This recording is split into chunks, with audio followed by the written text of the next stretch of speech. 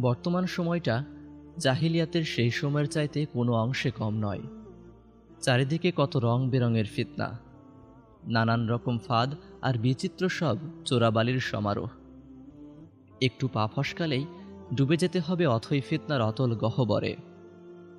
পৃথিবী তার সমস্ত আয়োজন নিয়ে বসে আছে আমাদের বিভ্রান্ত, উদ্ভ্রান্ত আর গাফিল করার জন্যে।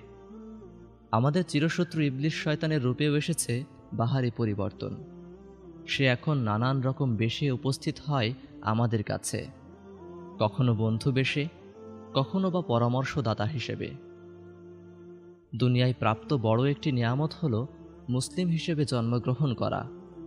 কিন্তু এই নিয়ামত তখনই ফলপ্রসূ হবে যখন আমরা এর যথার্থ মূল্যায়ন করতে পারব। মুসলিম হয়ে কি লাভ হলো যদি আমি পদে পদে আল্লাহ সুবহানাহু ওয়া তাআলার